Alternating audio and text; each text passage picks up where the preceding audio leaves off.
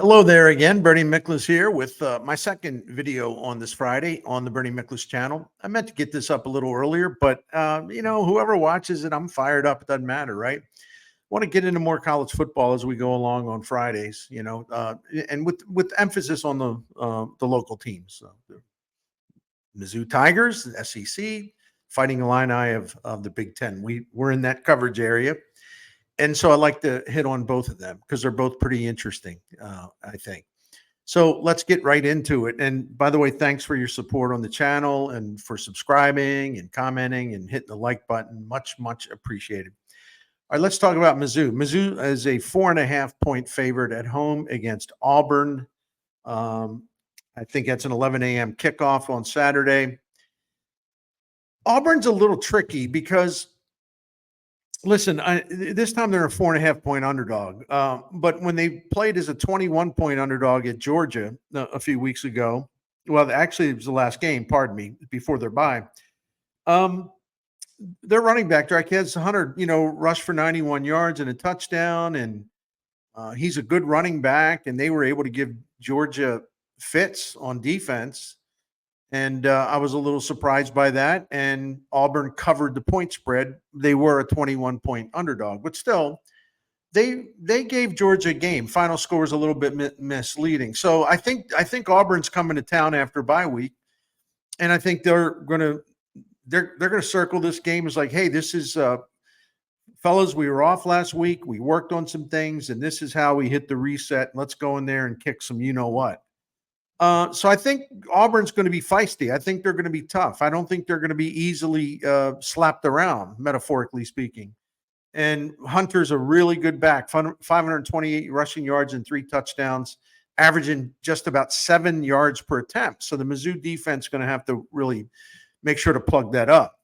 Auburn is the second best team in the SEC in the combination of causing opponents to miss tackles and then they break tackles. That combination of broken tackles and missed tackles, second best in the conference. So that's one thing that concerns me. And I'm always going to tell you, like, well, here's what concerns me. Here's what I like. Here's what I'm looking for.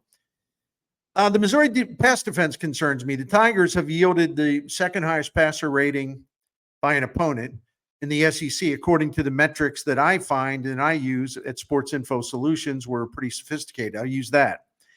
And that's based on 3 games against Power 4 conference opponents that Mizzou's played. It's a small sample, but it's enough of a sample to start to get a sense of what they need to work on. Here's the biggest problem, I think. I listen, I think there's a lot of blown coverages on that Mizzou defense, but a big issue is the pass rush. When playing against Power 4 competition, and again, it's only 3 games, but still,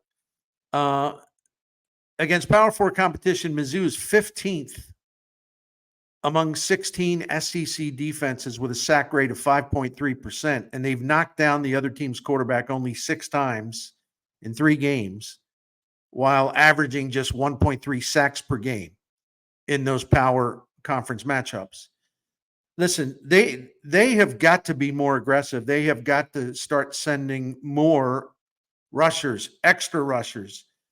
Get after those Auburn quarterbacks. Peyton Thorne is vulnerable to turnovers. The other quarterback's vulnerable to turnovers. You got to get in their face. Like Mizzou was way too laid back at Texas A&M, and they've been way too laid back anyway. So, we'll get back to Auburn and why I think Mizzou's going to win the game. We'll do that. But I'm telling you what I want to see out of the Mizzou team. On offense, Mizzou's got to reestablish the run. And Auburn's got pretty good numbers, better than I thought. I was looking at them today, and you know me with the numbers. They're pretty good at stuffing running plays and kind of bottling things up. It's not – look, Mizzou should be able to run it, don't get me wrong. But I think it's not like a simple thing. I mean, and they're going to have to work for it. Listen, I root for Brady Cook. He's a St. Louisan, and he had a great year last year. It's nothing personal, but he's got to play a lot better, man. He's got to play so much better. And I'm going to give you some things that illustrate what I'm talking about. the passing metrics with Brady Cook so far are not impressive at all. And I'm being polite. It's only been 3 games, once again, but against Power 4 opponents, he ranks 12th among SEC quarterbacks in the Sports Info Solutions passer rating, 12th in yards per passing attempt. And his on-target rate, in other words, like deadly accurate throw. It's an accurate throw. It's as simple as that. Target rate. How often does he hit the target? Brady Cook's on-target rate of 57% ranks last among SEC quarterbacks that have a minimum of 50 attempts through the air against power conference defenses. Against the highest level of competition, Brady Cook has got the worst, in effect, accuracy rating, on-target rating among SEC quarterbacks. I mean, doesn't that kind of tell us everything we need to know? But it's another opportunity for him to show that, hey, he's going to get better. He's going to fix whatever he had to fix. Auburn is coming off a bye week. Is that going to make the game more difficult for the home team? Well, that's up to Mizzou, isn't it? Right? They haven't exactly come out crazy good in any of these games against legitimate opponents. But here's the deal. Auburn has lost 3 straight. They are tied for the worst turnover margin in FBS this season, -11. They don't have a clearly settled in quarterback. The hype over Coach Hugh Freeze. Remember how he was going to be the savior, going to put Auburn up there with Alabama or something like that. In his second year, the hype over Coach Freeze has already turned very, very cold. So what about the investment angle in this game? Here you go. Let's cut to the chase.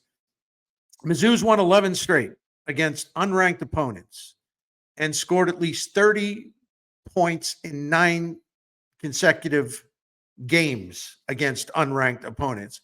The Tigers are also 7-2 against the spread in those 9 games, the last 9 games against unranked opponents. So I think obviously Mizzou is a good play here. Do I totally trust them? No, but I'm expecting a better performance from them on both sides of the ball. Got to get the pass rush going, be aggressive, don't lay back.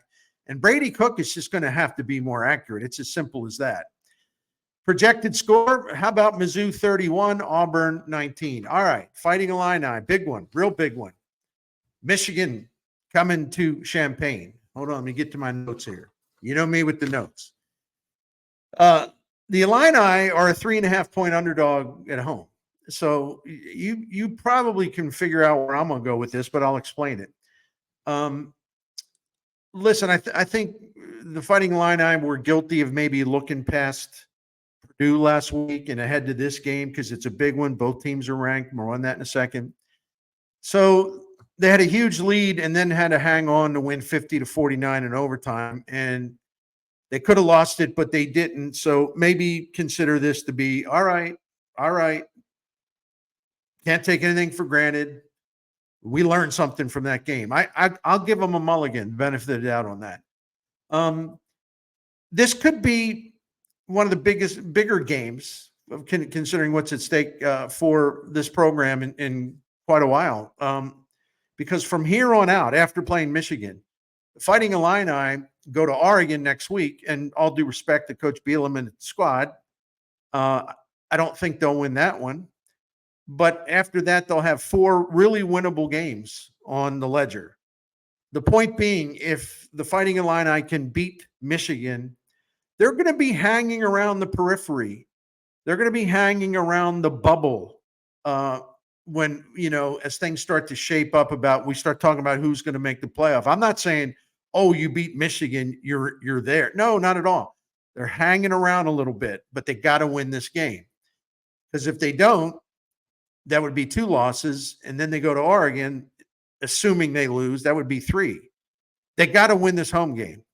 Michigan can run it. Michigan cannot pass it. Based on Sports Info Solution metrics, Michigan's got the 3rd worst passing attack among power conference teams. The Illini then, no matter who they were playing, but Luke Altmaier, their quarterback, gives the home team a big edge because he's really good. Might be underrated nationally. he's going to be going against a Wolverines defense that's vulnerable through the air. Here's my question for Illinois, and I think it may be the central question in the game.